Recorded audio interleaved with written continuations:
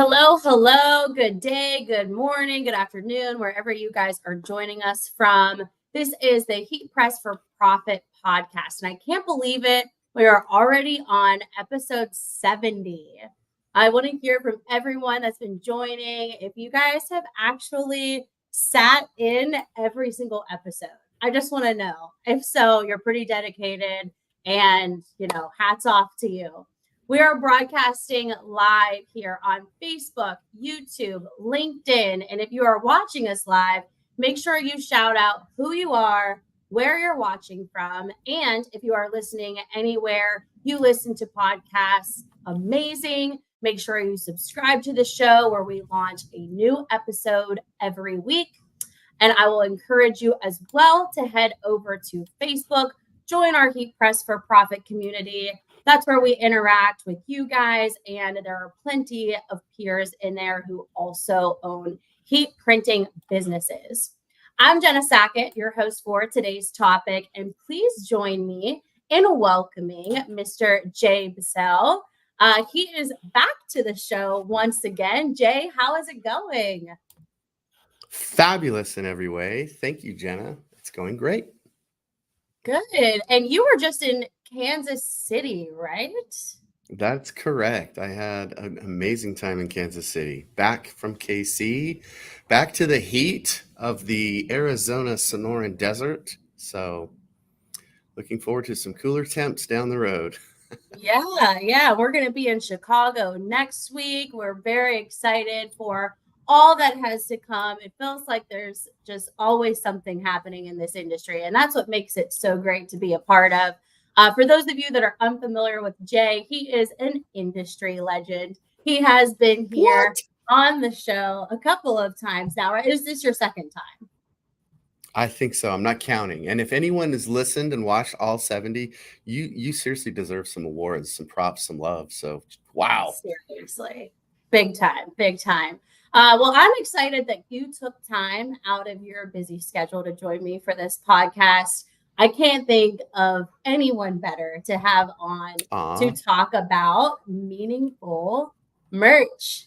Meaningful merch? You mean when you say talk about, were you abouting this meaningful We merch? are talking about meaningful merch, and you have one on your head, and that is meaningful. Why is that meaningful to you? It is beyond meaningful. It is truly a connection to the heartstrings.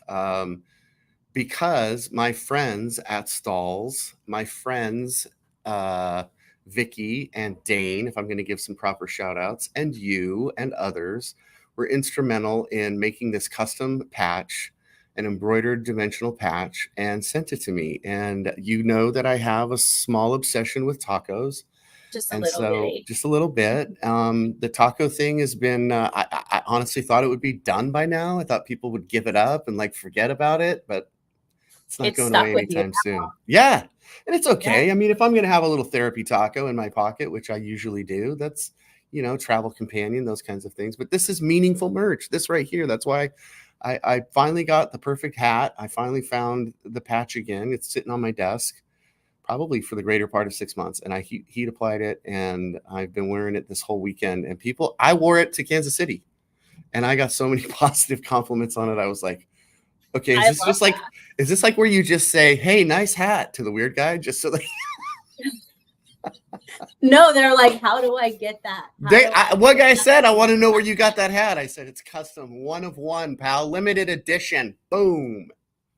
We love to see it. That is great. And so, guys, we were going to be talking about merchandise that matters.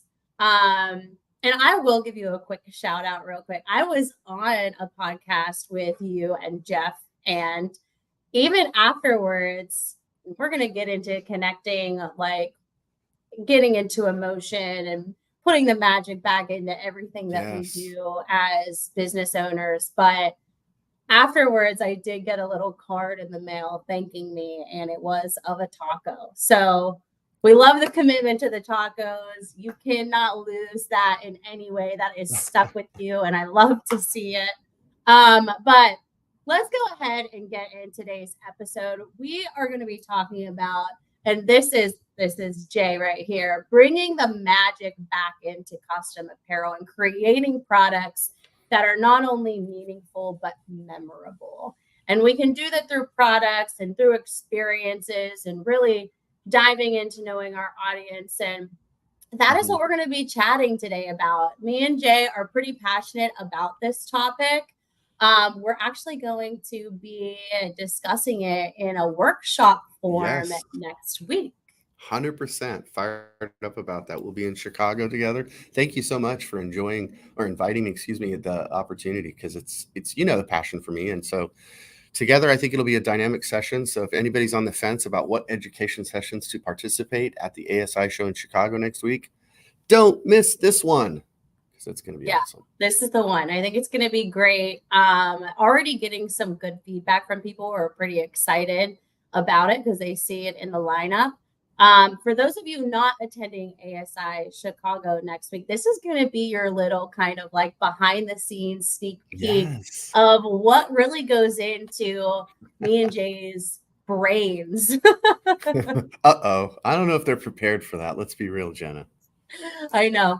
So we're gonna try to keep it on time today, not go too overboard, but who knows, with me and Jay, we really like just chatting about this topic. We're super passionate about it, as we mentioned. So let's go ahead and dive into our first point. When it comes to making products that are meaningful and memorable, it really is going to begin with the basic, and that is knowing your audience and what those personas are of those customers you're working with. Yeah, I think that's a really key point, is taking the time to do your homework, taking the time to, and this is challenging. By the way, I get it. I have been a business owner. I've been, for many of you listening, seems like forever. It's over 30 years now. I've been on the island of misfit toys, and I kind of refuse to leave. So deal with it. The truth is, though, is that we get stuck in the business side of production because we're sometimes the crafts person or the maker, and we forget to be the marketer or the person who's going to tell the story. And so I think we have to do both, and the better you do both, the more successful your brand and your business will be. But to Jenna's point about personas, like who's really buying from me and why are they buying from me? And I think if you peel back and get less transactional and more emotional, you'll find that that is the key that's going to unlock so many more doors, and more doors that are more profitable. But at first it's scary because we kind of put up this facade, this professional, hi, I'm Jay and I'm a professional heat printer, and Guilty of it too. What's that? I'm guilty of it too. Yeah. And we forget that we're all guilty of it. I'm guilty of it. And I'm trying really hard to be the authentic me. And it's okay that it's a little messy. It's a little sloppy around the edges, or it's sometimes has a little flair for ADD, or you get distracted. But when you bring it back around, those are all signs of creativity. And so I think as we get real, there is obviously a side where we have to be transactional and run our businesses, and there are processes and there are people for that. But I think that as we get to know who our buyer is and we dig a little deeper and do that homework, we can be more emotional. We can ask them better questions. We can find out, how can we help them be the hero in their story for their community and their audience? And so spend more time on that. Spend more time getting emotional and, with product placement, with themes, less graphics, more storytelling, more themes, more emotion, more texture. I love what you guys are doing. That's why I love this hat. I brought this hat because this is also very meaningful merch to me. And you remember where we were when we made this. This is a shout out to my friends at Promo Kitchen. But the dimensionality and the texture and the who are your peeps? Who we put out a vibe, and it will sometimes attract a tribe. That's a cliche. Put that on a shirt. It's probably for sale on Etsy right now. But the truth is, I it's can't there. agree more. Yeah. And so, I hate to say know your audience because that seems like an obvious answer, right? But like you mentioned, sometimes we just get so used to the natural flow of things in our business where, you work with a customer consistently enough and it just becomes more transactional as opposed to really sitting down and saying, okay, who is this customer? what are their pain points? What are their Mm, preferences? Are there specific needs that I need to meet? And right. so, in answering those questions, you really get into the bulk of who your client is and how you can best serve them. And if you do this, that's going to, and I love how you put it, build a fan base, right? Because we want loyal customers. We need that structure so that we know we have that business coming back. But you have to really ask yourself those questions.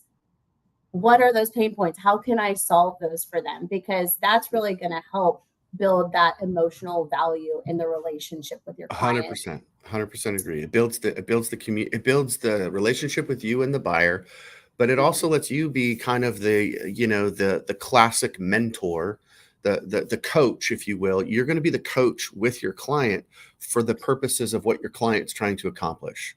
And so, yeah, get a little less transactional, a little bit more emotional. I love the fact that you remembered fan, and we are fanatics. And how can we turn a brand into an iconic brand? And how can we level up that emotion? And you have to have those discussions. And sometimes they're leaning on you. They need that help. They don't. That's foreign to them. They're a HR director at a hospital, and they've got they're worried about their employees. They're worried about all these things. They're worried about safety issues. They're worried about not losing their staff or not losing patients, or that's kind of morbid, but you know what I mean, right? So it's like they're not thinking about merch. They're not thinking about meaningful merch. They're not thinking about onboarding employees all the time, or they're not thinking about customer retention because they don't have customers. They have employees. So anyway, my point is you have to sit down and have that moment and say, be willing to risk it. Be willing to say, I want everyone who's going to touch this brand from this day forward to be a fanatic, to want more, to crave more, to feel like this is meaningful. Nobody likes just getting a thing, just to be like, well, I came to the trade show and here's this plastic cheap piece of beep, and then now what? Like, it's the worst. Sustainable. What's that? That's not sustainable. It's not sustainable. And my friend Danny Rosen calls it brand fill. It just goes, the brand that they've spent years and years and years building. Fill. Oh The my brand fill. gosh. It goes right into the landfill and it's lost and it has no touch, Mind no meaning. blown. It's a complete waste. It's bad news. So don't do that, audience. Absolutely. Yeah. Danny's right. So yeah, and guys, whenever you're thinking about what brands that you connect with on an emotional level, how can you leverage what a brand is doing with you and put that into action with your customers? And one brand that does this so well, and I know we're just, most of us, tuning into this show, we're somewhere mid-range. Maybe we're just starting out, but I think that Disney is like such an inspiration when it comes to connecting emotionally because they do have a broad audience. Yes, their audience is kids and families, but they do get into teenagers and adults, and so the demographic there is pretty big, but they find a way to connect with each of those personas differently so that they are keeping them coming back for more, right? So 100%. Even though that audience is diverse, they've done a great job with all these various personas by tailoring experiences to those personas. We know that Disney has its movies and its theme parks and they're family friendly, but you also have to look at their marketing and how it often shifts their focus to not just creative and magical, but also tapping into other interests with older audiences by acquiring Marvel and Star Wars and Harry Potter. So even though this is totally a different industry, I want you guys to really look at how they're doing that and see how you can put that into action in your own business, because we're not always just serving one market. There isn't always just one persona that we're after. So think about how you can connect with these different market spaces on a magical level, right? Communicate with them in different ways, market to them in different ways. That's ultimately going to help build a stronger brand for you as their custom apparel decorator. You could probably not. In fact, I could not have picked a better example in the fact that you mentioned Disney and recognizing it's a master class in brand relevance. For them to be relevant to a 3-year-old, a 13-year-old, a 23-year-old, a 33, 43, 53, 73, right? They have to remember it's the legacy, the nostalgia of the 50s, 60s, and 70s. Then, things shifted 80s, 90s, 2000s, and then shift again 2010 to current days. It's a masterclass of brand relevance. How can I stay relevant to a 3-year-old, a 13-year-old, a 33-year-old? And so, such a great example. I'm so glad you brought that up. And I think that I don't know that I don't know that we're always going to be faced with that like Disney is, but it's really important to learn those lessons. And I'll often, if I'm doing any coaching or any training, I'll think of that as the R&D moment. The research and development, also my version, the rip off and duplicate moment. So watch what they're doing. Watch, pay attention, be an observer of the game. They're creating fans. Disney is in the business. They are a fan factory. They are literally trying to create you, turn you and convert you into a raging fan, because you can't own just one t-shirt or one hat. You can't go to the theme park just once in your life. You can't watch Lilo and Stitch once. You have to be like a raving lunatic fan. Yeah. And you are. And if you're all in on Disney, you are, right? So right. Great example. Absolutely. And so actually, sorry, I'm like reading comments a little bit here while we're chatting. Matthew says, get less transactional and more emotional. Tasty advice to season the tacos with. Ooh, well said, Matthew. Yes, yes, yes. Sprinkle a little salsa magic on top of that taco. For sure. And so you talk about building a strong brand, and honestly, just one word, differentiation. And it may sound a little cliche, but what are the integral parts of your brand identity? What is making you different? What is making you unique? That is how you're going to connect with your customers on an emotional level. So important. I always go off on this tangent, so I'm so glad you allowed me some space. The points of differentiation, what makes you special, rare, unique, what makes you the only one that see, here's the thing is we try so hard to assimilate. We try so hard to level up and be like somebody else, be like that next shop, that next, we see what other people are doing. We see what, and it's we see what's happening on Instagram and on LinkedIn, and we're trying to be professional. We're trying to be this, and it's like, you already have the seeds of magic. You already have that personality. You already have the uniqueness. Every single one that's listening to this or watching this, you are all different in so many ways. And you have these personal passions, these little, for me, it might be tacos. For Jenna, it could be something totally different. Although we both know that tequila and tacos pair well together. Just saying. Are you saying my passion's tequila? I never said that. I didn't say it that way. You're taking words out of my mouth. She does live in Austin. So the reality is that we already have these personal things. So are you a dog person, cat person? Are you a rescue dog person? Maybe you're a goat person. I just found that this is a real thing, and people are really into goats. These little cute, adorable baby goats. So if you were a goat person, you immediately have something different, rare, and unique. And you're like, well, what the hell does that have to do with my business? Great question. But you're not sharing that. So your job is to connect. Okay, how does my personal passion in goats relate to my business? How can I make that? How do I build that bridge and tell people and build on that? And the difference might be quality factors. I get that. That's kind of almost cliche when people say, well, I'm amazing. My customer service is amazing. We deliver on time every time. And I'm like, well, no, beat Sherlock. You've got to be able to deliver on time. That's those are the minimum requirements. What do you do beyond that? And right. So having a story to tell, having some differentiator, maybe you're all in, like, I think of Jeremy Picker all the time because he's so technical with embroidery, he's so deep on thread and fabric and texture and color. And he puts out these color reports, and he's talking about, push and pull compensation. And he takes his logo and he puts it in all the treatments and then talks about all those treatments. And this is a chain stitch, and this is a satin stitch, and this is tackle twill, and he's so educational about it that's his point of differentiation. And so, I mean, how many people have a podcast named Dudes of Thread? Jeremy Yeah. does, right? Yeah. So And honestly, the way that he's put so much thought and time into it, you can just tell it's his passion, and people yeah, want to work with him because he is very open and shares what his passion is here. So people lean on him for not just guidance in the industry, but they want to specifically work with him because he's a master at what he does, and he makes sure that that's known. That is how he differentiates himself. And guys, it goes without saying, this industry is highly competitive. We are offering similar products, we are offering similar services. So if you are thinking just about those things, and Jay, you had said not to think narrowly or transactionally, think beyond that about your business and what is really making you unique.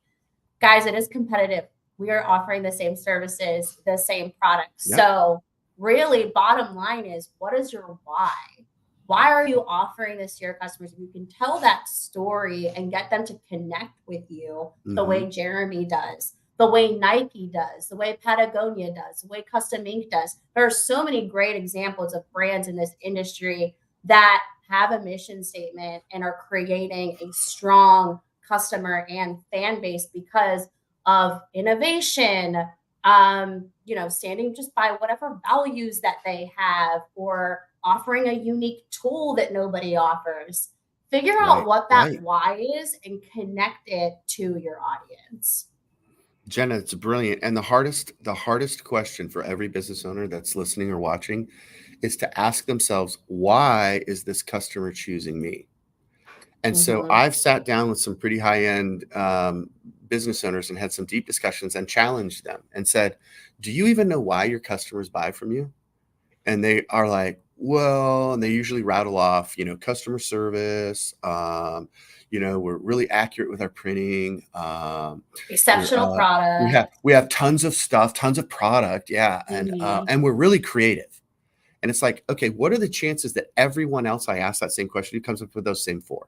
It's Right. automatic. It's the default. So it's like you said, it's highly competitive. And if you all buy from the same wholesale blank suppliers and you're all walking the same walk, talking the same talk, you all look like aisle 12 at Safeway. It's every cereal box looks exactly the same. And there's three core differences. And you can test me on this because I've gone down many a cereal aisle in my life. Bold, cereal, or cartoon. On the front of those frickin' boxes, which represents 80 years of massive marketing, hello, it's either going to have a bowl, a spoon, or a cartoon on the front. Those are the three choices you get. And it's literally a half a block long, and you're sitting there thinking, I don't know even which one to get, you know? Mm-hmm. I So love this analogy. This is a perfect depiction yeah. of what And I'm so talking I'm about. saying to you, don't show up in a box, right? I'm saying to you, don't be a cartoon spoon or bowl because it's already been done. So how do you magically push yourself to be that different, and rare and unique, that unicorn, but at the same time have a relationship with your buyer so you know why your buyer's buying from you. And they'll tell you, but we are so scared to ask them. And so, what I'm trying to say to everyone listening today is you probably don't have a sales problem. You think you do. You're like, oh, my sales are slumping, or they're flat, or they're down, or whatever. Yes, that's the result, though, of three things. I think you are challenged and you have issues with brand relevance, with differentiation, and with engagement. You're not engaging enough. You're not actually making it an emotional moment for people or for their customers. Because a lot of times I know you're like, if you're doing work with a school, you've got parents to deal with, you got teachers and admin to deal with, and you have the students. So you got to be emotional, help them be emotional, and help them be less transactional too. So you're kind of like this part-time coach, part-time business owner. It's like, man, talk about we need therapy, right? Like this is our life, right, Jen? Yeah, for sure. And guys, we're not saying that all of that doesn't matter. We think that you should be exceptional with your customer service. We Of think that course. you should be building quality product for your clients. I mean, where would Apple be if they didn't have quality product, right? Like, they just were innovators. They built a strong foundation for trust and loyalty among their customers because of the quality of the product. But guys, that's the minimum. Like that Mhm. is Right. expected, right? We are expected to provide those things. If a client is coming to us and purchasing, the expectation is for us to provide quality, right? So customer service and quality product, that is the expectation. We want to exceed their expectation because that is 100%. ultimately what is going to build that fan base for you. And how can you do that? And in my mind, I immediately go to, okay, well, what is their experience? What are my customers experiencing with me that makes me different than the next shop down the street? Exactly. And can you unpack that? Do you have an answer to that? What makes you different in that experiential moment? How you meet them, how you interface, how you greet them, how you show up? Do you actually show up in their space? Do they come visit with you? You know, however that works.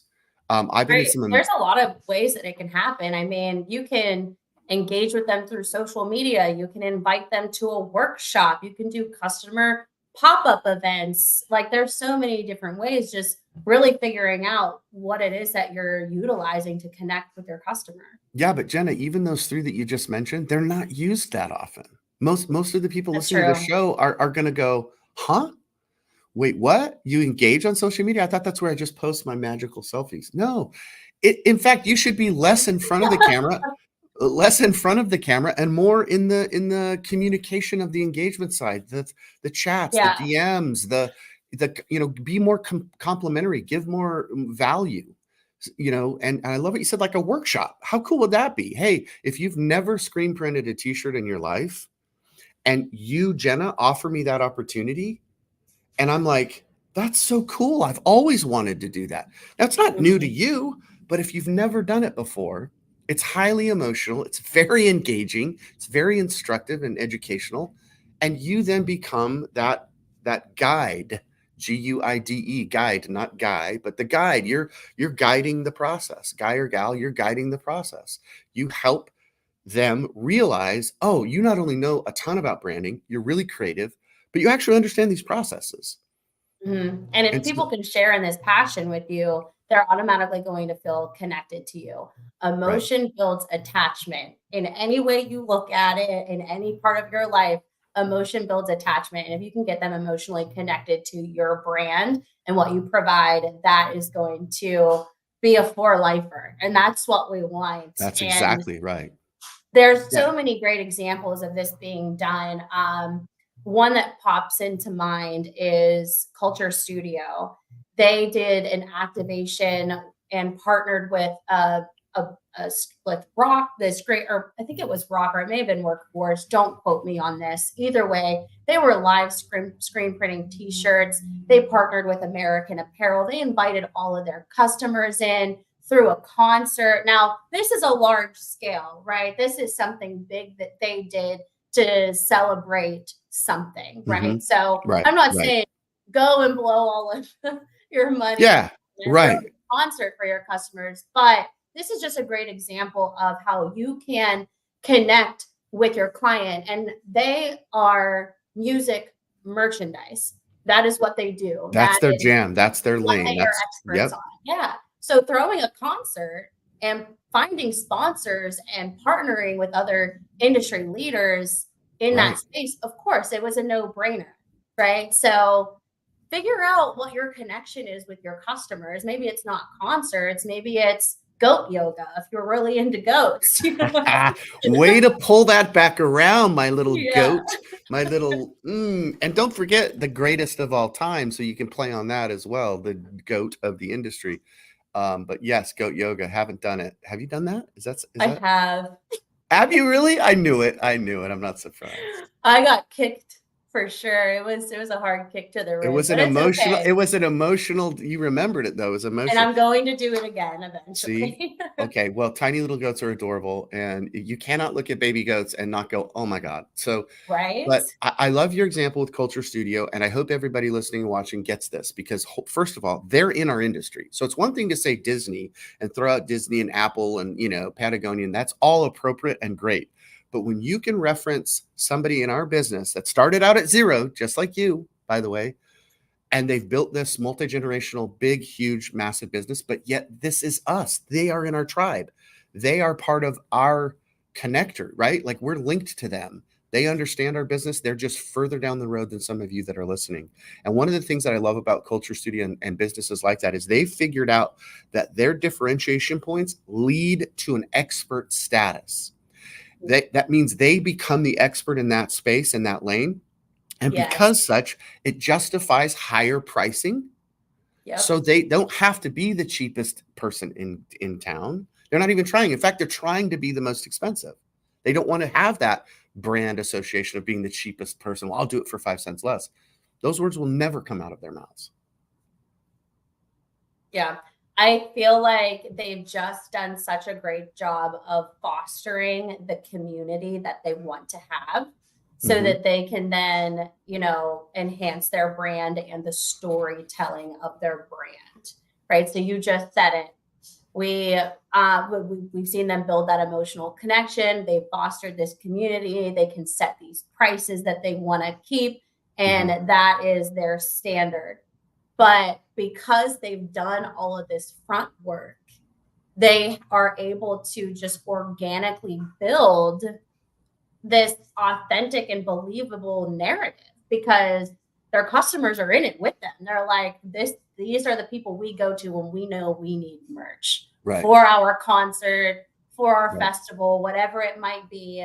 They have attracted and retained those customers. And now they have all these narratives and all of these celebrities that they work with to back their mission, to back their vision. And people are coming to them because of it. Yep. So, I mean, it's possible for all of us. It really is. And I think that, we've talked about like brand differentiation, brand preference. We've talked about creating experiences and being more emotional. I know there's not a conversation, Jenna, that you and I don't eventually get back to actually, I call it co-collaboration. When you can do some sort of a pop-up that's on site anywhere, whether it's at the event or whether it's inviting people into your garage, your shop, your kitchen, your whatever, having those moments where they get to be co-collaborators of the merch makes that merchandise, that branded merch, that sweet taco so much more delicious because everybody does have a little bit of a preference. And we experienced that when we were together at the promo kitchen party and doing our little hat bar, whatever you call it. Is there a better term for that? Is there anything new, fresh, or original? Calling it a I'm trying to steer from the term activation. I'm like customization station, like trying to get creative with it. But I like that. There's just so many unique things. Right. Live printing, whatever you want to call it. In fact, there's your chance. There's your opportunity to name it and brand it and call it something. And by the way, the great ones always do brand it and name it. They name it and they make it their own. So like when I dropped out, Danny was talking about brand fill. He termed that. He coined that phrase and they reference that. And once you name it, it becomes yours. So anyway, hat bar, whatever. So back to Promo Kitchen. When we were there, and we were there with promo and apparel people, the promo peeps and the apparel geeks of the industry. And if you can still get them to have fun and be emotional, and what made it fun and emotional, what made it endearing and what made it memorable was they got to pick the patch. They got to pick it and then place it where they wanted, not what you and I thought they wanted. And there's such an important lesson in that. We think we know, we think we have all the answers, and we do, we have some. But when it comes to people's preferences, when it comes to people are crazy. People are weird, and embrace that weirdness. And I say weird, I mean it like fly your freak flag. I mean like embrace it in every way. It's a total compliment. They want you to know. They want to talk about it. Like people love just being able to speak freely about what they like or what they don't like, right? So they're there to give you the information to literally like take and use, like use the information they are giving you because they will talk to you about it. They will, and just like engaging with customers, creating those experiences, it all really just ties a pretty bow on this conversation about, making more meaningful merch. Yes, we have a lot of products out there. We can provide a lot of services, but at the end of the day, what is making it meaningful to your customer to come to you for those products? We're getting a ton of really great comments in here. Raheem, I hope I am pronouncing that correctly. He is working on his brand right now. We have Princeton Bell Clothing. They are doing battle wrappers, right? Love it. Doing some sponsoring for that to help launch the brand. So that's something very unique. Thank you guys so much for commenting in. I love to see all the different things that are going on in this industry because it is so massive that there are just so many unique things I learn all the time of what people are finding success in. All right, True. Jay, anything else to add on this amazing podcast? I wish Wow. we could I keep mean, going, but we've hit our yeah. time at this Well, point. listen, let's talk. Well, I know we're running out of time. This is typical with us. We could keep going, but we I probably need to let know it folks get back happens to all the reality time. in their lives and their businesses. But this was the best dialogue. Was you and I just kind of riffing and talking and planning and brainstorming about Chicago. We were talking about all these themes and they kept coming up. And while that was happening, I was sitting there thinking, I know I've read this book before. Like, stuff comes back to you, right? And something you read that was Mhm. important 5, 10 years ago, and all of a sudden it's like, bam, it hits you. And I had that moment when we were talking. And after we talked, I went and I looked it up and I found a quote from Sally Hogshead. What a great name, right? It's very memorable. Um, she's an author and she talks about how she has an amazing book and it's called Fascinate. And the whole premise of the book is to how to make your brand, irresistible. So I highly recommend the book. It's one of the best I've ever read. It's not like it's easy to read. Okay. I mean, it's not technical. It's easy to read. It's for business owners starting at zero. And so I want everyone to know about this book from Sally Hogshead. But the quote that just kind of was like, boom, hit me was this idea that um, we are already the greatest differentiators ourselves. We're so different and so unique. We have everything we need. And so the thing that she makes the point of is that being different is better than being better. So I so love that. so much of us, so much of the chase is we're trying to improve our process, which is important. We're trying to improve customer service, important. We're trying to do all these things to be better engagers, better at aligning the patch on the hat. All of those things are super important. But being Mhm. better is fleeting because it's like someone could come in and boom, take it away from you in a second. They'll top you. They'll be better than you are. So why not just be different and be different by design and have a message and be more emotional and be more engaging and people connect with that. So yes, at some Mhm. level, I'd say it's like an 80-20 rule. 80% of the time, I want people to be more emotional. And 20% of the time, let's be logical. Let's have, appeal to the heart and the mind, both, right? But after the pandemic, I think we need to be more emotional, more meaningful, give more value. So People are anyway, resonating with that more. They want to be connected. They want to feel connected. And I love that shift. I love seeing that shift. It is just more personable. It's made this industry really rethink its mindset. And I just like to see, I love to see the shift. And there has been an incredible shift post COVID. yeah, agreed. So really great share, Jay. I went ahead and dropped that link into the chat for everyone. If you guys want to check out that book. And Jay, people want to know where can they hear more from you? How can they stay connected with you? They're just loving all the vibes you're giving out right now. The vibes. Wow. Well, thank you. It's heartfelt. Back at you, my soul sister, and everyone who's tuning in. Um, you can follow me on Instagram. Please do. Please connect with me there. I'm also kind of a LinkedIn nerd just because business owners underutilize that tool. I still can't believe how magical the free app of LinkedIn is. And so, yeah, follow me there. Connect with me. Don't just follow me. I mean, reach out. Let's talk. Let's keep this conversation going. If you're going to the Sorry, go what? ahead. No, no. What were you gonna say? I I'm was just sorry. gonna ask your socials are literally just first name last name Jay Bissell, right? Correct. Yeah. Okay, yeah. So not So, hard to find, y'all. Just type in his name; he'll pop right up. yeah, JAYBUSSELLE, bus sell, like you sell a bus. And so, yeah, let's connect there. I'm currently the marketing director at Equipment Zone. So if you want to know more about DTG printers and all that, blah, blah, blah. Yep. Right. We still have technical stuff to talk about. We still have printers and processes and speeds and yields and feeds. And I get it. After this podcast, they're going to want to talk to you about it, not just anybody. Well, listen, I would probably rather meet you at a taco shop and talk about it there. Talk about it there. Talk about it. All right. Well, thank you so much, Jay, for joining us, and thank you to all who were commenting in and participating. That wraps up this episode of How to Create Meaningful Merch. We hope to see you guys soon in person at a lot of these upcoming industry events.